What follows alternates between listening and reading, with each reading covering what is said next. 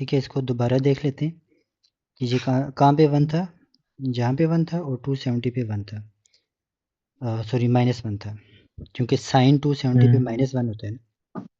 Cosecant जी 270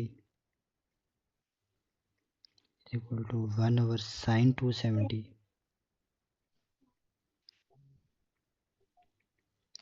अच्छा, अब मैं थोड़ी वैल्यूज़ ना कुछ इस तरफ से लेता हूँ, 90 से इस तरफ, और कुछ वैल्यूज़ इस तरफ। तो आप खुद मुझे अब लेके बताएं कि 90 से इस तरफ लेंगे तो कौन से पॉइंट आएंगे। 90 से राइट साइड पे लेंगे। हाँ, थोड़ी राइट साइड पे 100 ले लें, 120, 140, 150 या 170, कोई एक वैल्यू लें, दो कोई ले लें। तो ऊपर ऊपर की तरफ नहीं आएगा। आएगा ऊपर की तरफ, लेकिन आप कैलकुलेटर से कंफर्म तो करें। साइन 100 लिया हुआ तो 1 बाई 1/sin 100, क्योंकि आपको तो कोसेकेंड 100 चाहिए ना। 1.05। हाँ, तो ये देखें, जब ये 100 यहाँ पे कहीं आएगा ना ये, जी तो ये आ जाएगा 1 पॉइंट ये। अब 100 से आगे कोई पॉइंट लें, 120 ले लें ज़रा। अच्छा, 90 और आप ले लेना ये वाला 135 ले लें जी, एग्जैक्ट इस पॉइंट के ऊपर। ये 135 ही होगा ना ये वाला पॉइंट। 1.41। 1.41, ये देखिए 1.41 ये आ जाएगा तकरीबन। तो ये आप देख सकते हैं कि ये ना ग्राफ ऊपर जा रहा है यहाँ से, और एग्जैक्ट 180 नहीं ले सकते, लेकिन जितना 180 के करीब जाएंगे तो ये क्या होगा, इस लाइन के करीब होता जाएगा, टच नहीं हाँ करेगा, उतना हो। टच नहीं कर सकता। ठीक है, ठीक। यूँ। और बिल्कुल सेम बिहेवियर होगा इस तरफ, 90 से इस तरफ लेना कोई आप साइन 45 लें, ये 45 है, 1/sin 45, तो आपके पास कोसेकेंट 45 आ जाएगा। ठीक। तो ये भी 1 पॉइंट समथिंग आ जाएगा।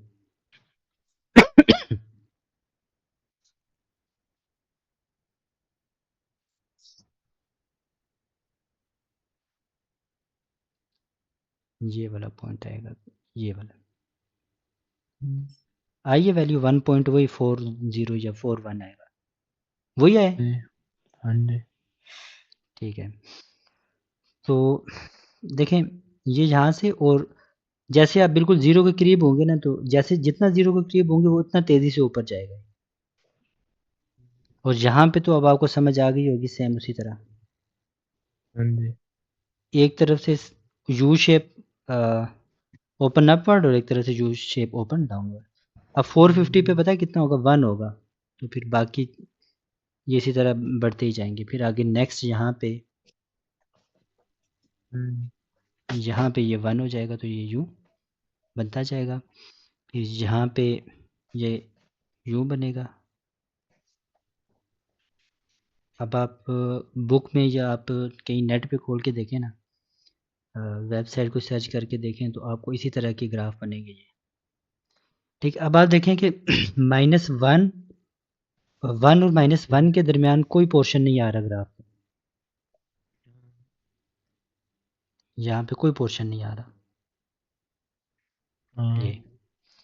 तो इसकी रेंज जो है उसमें -1 तो आ सकता है, और जी 1 भी आ सकता है।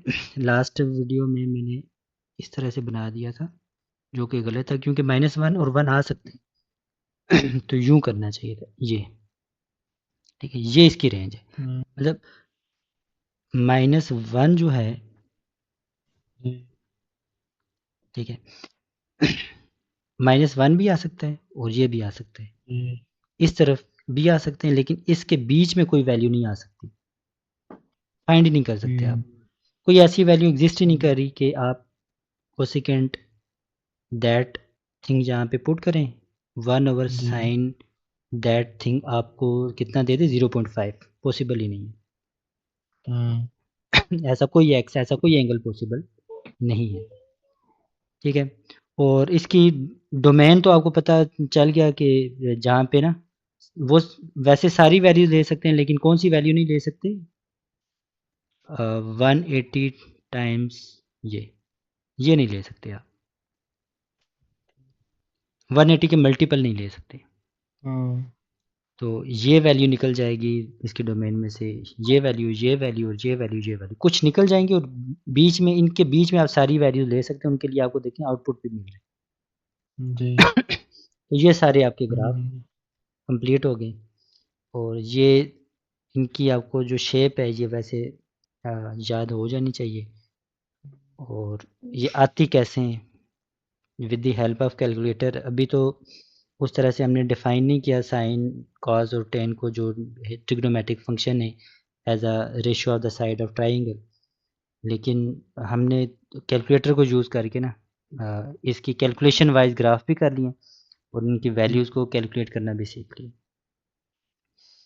ठीक है, ये 6 ट्रिग्नोमेट्रिक जो फंक्शन थे उनके ग्राफ क्लियर हो गए। और ये बहुत इंपॉर्टेंट होते हैं, इनके ग्राफ आने चाहिए। डोमेन रेंज बहुत इंपॉर्टेंट होती है इसकी। डोमेन और रेंज दोनों ग्राफ से हमें इजीली पता चल जाते हैं। जी। ठीक है, और अगर इसको मैं थोड़ा सा समराइज कर लूँ, साइन की जो डोमेन थी वो क्या थी? Real number. इधर मैं फंक्शन ले लेता हूँ, इधर डोमेन, यहाँ पे रेंज। इसकी डोमेन में कोई किसी किस्म की कोई वो नहीं थी कि ये इस वैल्यू पे नहीं आता, हर एक वैल्यूज पे देता था। रेंज आपको पता है वो -1 से 1 ही थी। 1, -1 और 1। ठीक।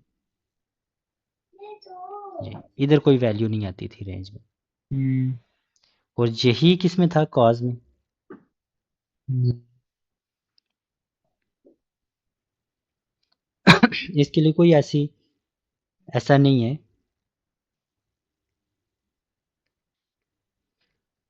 कोई ऐसा एंगल या एक्स की वैल्यू नहीं है जिस पे ये दोनों क्या हों, अनडिफाइन होते हों। लेकिन जैसे ही हमने टेन का किया था, क्योंकि टेन जो होता है वो होता है साइन ओवर कॉस।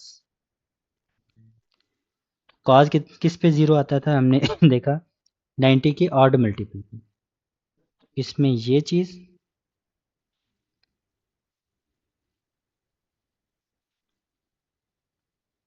ये आ जाएगा, ये वाली वैल्यूज़ निकल जाएंगी। बाकी सारी कोई भी नंबर ले सकते हैं, ये वैल्यू निकल जाएंगी। और इसकी रेंज आपने देखी थी, वो तो क्या थी? एवरी नंबर आ सकता है, रियल नंबर। ठीक है, यूं थी ना? जी। तो 0 भी आ रहा था, इधर फुल वैल्यूज आ रही। Hmm, same is the case for cot.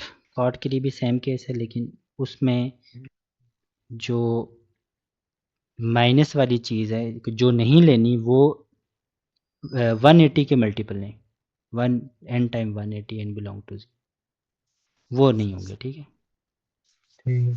और रेंज उसकी भी क्या आ रही थी? रियल नंबर ही आ रही थी। सेकंड के केस में हमने क्या किया था? सेकंड एक्स डोमेन हमने देखी थी उसकी क्या थी? जिस पे कॉज 0 है। तो कॉज ये देखें, ये 10 और इसकी डोमेन सेम हो जाएगी, r minus x not equal to odd multiple of 90 और n बिलोंग टू 0। और रेंज इसकी क्या थी देखें? -1 और 1 के बीच में वैल्यूज़ नहीं आ रही थी। ये और फिर 1 से, सॉरी ये शामिल होगा क्योंकि 1 आती थी, -1 आती थी, 1 भी आती जी। और जो कोसिकेंट होगा उसकी भी डोमेन सेम होगी, रेंज सॉरी सेम होगी। बस उनकी दोनों के यू शेप ही थे ना, अपनी अपनी पोजीशन पे बने हुए थे। 10 का यूं था और कॉट के यूं आगे। ठीक है, और यू शेप सेकंड के किसके दरमियान में बन रहे थे? 0 और 90 के दरमियान। और कोसिकेंट के 0 और 90 180 पे अनडिफाइंड हो रहा था उसके दरमियान। एक बार अपवर्ड और एक बार डाउनवर्ड, एक बार अपवर्ड, इस तरह से। तो ये जो चीज़ है ये सारी आपकी क्लियर हो गई है। ठीक ठीक है, नेक्स्ट हम कल इंशाल्लाह स्टार्ट करेंगे अपना न्यू टॉपिक। ठीक